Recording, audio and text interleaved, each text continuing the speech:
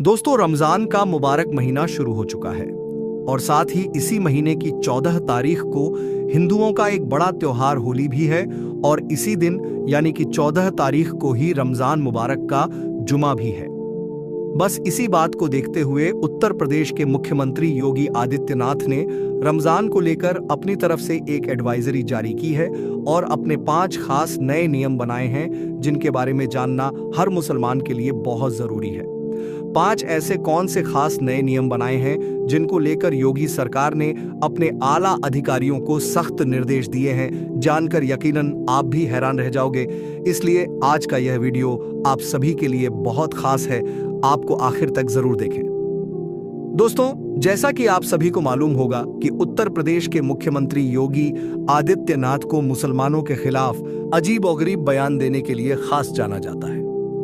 जब से उत्तर प्रदेश में योगी सरकार बनी है तब से लेकर अब तक जितने भी मुसलमानों के त्योहार आई हैं, हर बार यही संशय बना रहता है। इस बार पता नहीं योगी सरकार की क्या एडवाइजरी जारी होगी, इस बार इस त्योहार को मनाने की हमें इजाजत मिलेगी या नहीं मिलेगी, हर बार यही संशय बना रहता है। योगी सरकार ने पहले मुहर्रम, फिर बकरा ईद, फिर ईद और अब रमजान को लेकर अपनी एडवाइजरी जारी की है और अपने 5 खास नए नियम बनाए हैं और अपने आला अधिकारियों से कहा है कि वो रमजान के महीने में इन 5 नियमों का सख्ती के साथ में पालन करवाएं और अगर कोई इनकी पालना नहीं करता है तो उन पर कड़ी से कड़ी कार्रवाई की जाए। नंबर 1, भीड़ इकट्ठा ना होने पाए। दोस्तों, योगी सरकार ने अपने आला अधिकारियों को पहला सख्त निर्देश तो यह दिया है कि इस बार रमजान के महीने में कोई भी सड़कों पर भीड़ इकट्ठा ना करने पाए, यानी कि एक जगह पर भीड़ इकट्ठा करके ना खड़े होने पाए। और खास करके 14 मार्च 2025 के दिन इस बात का विशेष ध्यान रखा जाए क्योंकि 14 मार्च के दिन हिंदुओं का बड़ा त्योहार होली भी है और साथ ही मुसलमानों की रमजान मुबारक का जुमा भी है,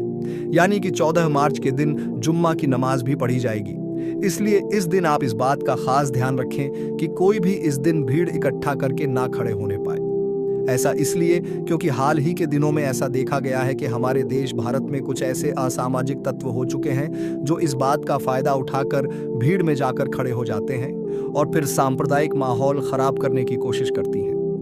इसलिए योगी सरकार ने इस बार रमजान के महीने में अपने आला अधिकारियों को निर्देश दिए हैं कि वह संवेदनशील इलाकों में मॉनिटरिंग करना शुरू कर दें और माहौल खराब करने वालों को किसी भी हाल में बख्शा ना जाए, उन पर कड़ी से कड़ी कार्रवाई की जाए। हम आपको बता दें कि योगी सरकार का यह फरमान सुनकर पुलिस जगह जगह पर सतर्क हो चुकी है, यानी कि हमारे देश भारत में होली का त्योहार और रमजान शरीफ का जुम्मा शांति और भाईचारे के साथ मने। इसलिए पुलिस अब से ही अलर्ट हो चुकी है और संवेदनशील और अति संवेदनशील इलाकों में मॉनिटरिंग करनी भी शुरू कर दी है, क्योंकि इसके लिए योगी सरकार ने अपने आला अधिकारियों को सख्त निर्देश दिए हैं और कहा है कि वह इस बार रमजान के महीने में इस बात का सख्ती के साथ पालन करवाने की कोशिश करें। नंबर 2, लाउडस्पीकर की आवाज धीमी रखी जाए। दोस्तों, जैसा कि आप सभी को मालूम है, रमजान का महीना शुरू हो चुका है और इस महीने में सुबह शहरी के वक्त बार बार मस्जिदों से आवाज लगाई जाती है, फिर अजान होती है और फिर नमाज होती है। इसी तरह से फिर शाम को इफ्तारी के वक्त सायरन बोए हैं और मस्जिदों से रोजा खोलने की आवाज लगाई जाती है। बस इसी बात को देखते हुए इस बार योगी सरकार ने एक एडवाइजरी जारी की है जिसमें अपने आला अधिकारियों को सख्त निर्देश दिए हैं कि जितने भी मस्जिदों के ऊपर लाउड स्पीकर लगे हुए हैं उनकी आवाज को धीमा रखा जाए, यानी कि किसी भी मस्जिद से लाउड स्पीकर में जोर जोर से ना बोला जाए और खास तौर से सुबह शेरी के वक्त बेवजह शोर शराबा ना किया जाए। इस बात को लेकर योगी सरकार ने अपने आला अधिकारियों को सख्त निर्देश दिए हैं कि वह इस बात रमजान के महीने को लेकर किसी भी तरह की कोई अनदेखी ना करें और इस नियम का सख्ती के साथ में पालन करवाया जाए। नंबर 3, ड्रोन कैमरों से नजर रखी जाए। दोस्तों, योगी सरकार ने अपने आला अधिकारियों को तीसरा सख्त निर्देश ये दिया है, इस बार रमजान के महीने में पूरे प्रदेश में कहीं पर भी अगर कोई माहौल खराब होता है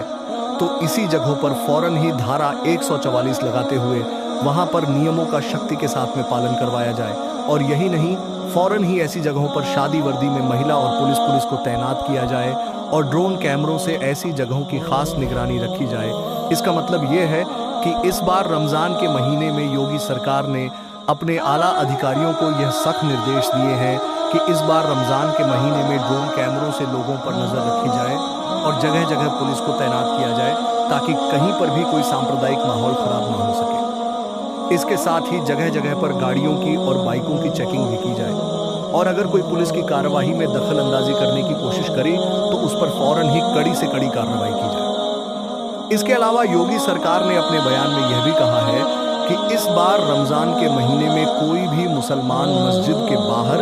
यानी कि सड़क पर खड़े होकर नमाज ना पढ़ने पाए, यानी कि सिर्फ मस्जिद के अंदर ही नमाज पढ़ी जाती है। अगर पहली बार में लोग ज्यादा हो रही हैं तो 2 बार में करके नमाज पढ़ ली जा, लेकिन मस्जिद के अंदर ही पढ़ी जाए,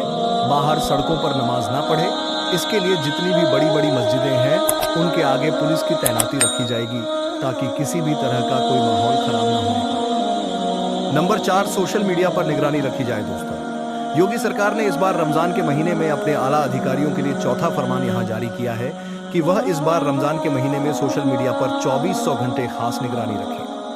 कोई भी रमजान के महीने में सोशल मीडिया के जरिए से किसी भी तरह की कोई अफवाह ना फैलाने पाए, यानी कि कोई भी सोशल मीडिया पर किसी भी तरह की कोई आपत्तिजनक पोस्ट ना करने पाए।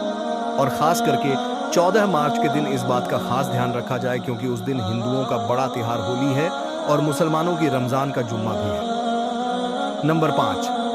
धर्म गुरुओं से खास अपील भी की है। दोस्तों, इस बार रमजान के महीने को लेकर योगी सरकार ने मुस्लिम धर्म गुरुओं से भी खास अपील की है कि वह मुसलमानों को इस बारे में समझाएं। बस इसी बात को देखते हुए फिर लखनऊ में मौजूद इस्लामिक सेंटर ऑफ इंडिया के चेयरमैन और ईदगाह के मौलाना खालिद रशीद फिरंगी ने भी मुसलमानों के लिए एक एडवाइजरी जारी की है। मौलाना रशीद फिरंगी ने मुसलमानों से अपील की है कि आप रमजान के इस मुबारक महीने में नेक और अच्छे काम करें और अपने लिए, अपने देश भारत की सलामती के लिए और आपसी भाईचारे के लिए अल्लाह ताला से दुआ करें। मौलाना रशीद फिरंगी ने यह भी कहा है कि रमजान के महीने में बड़े पैमाने पर रोज़ा इफ्तार पार्टियां रखी जाए, उनमें खास तौर पर गरीबों को शामिल किया जाए और यही नहीं, अपने माल का जो हिस्सा है वह गरीबों में बांटा जाए। दोस्तों, याद रखिए, रमजान का महीना रहमतों और बरकतों वाला महीना है, इसलिए आप इस पाक महीने में अल्लाह ताला की खूब इबादत करें और नेक और अच्छे काम करें। लेकिन इसके साथ ही आप इस महीने में कोई भी ऐसा वैसा काम ना करें जिसकी वजह से आपको या फिर आपकी कौम को किसी भी तरह की कोई परेशानी का सामना करना पड़े। इसलिए आप इस महीने में कोई भी गलत काम ना करें और इन 5 नियमों का आप शक्ति के साथ पालन करें। अल्लाह ताला से दुआ है कि अल्लाह पाक हम सबको रमज़ान के इस मुबारक महीने में बुराई से दूर रखे और नेक और अच्छे काम करने की तौफीक अता फरमाए। आमीन।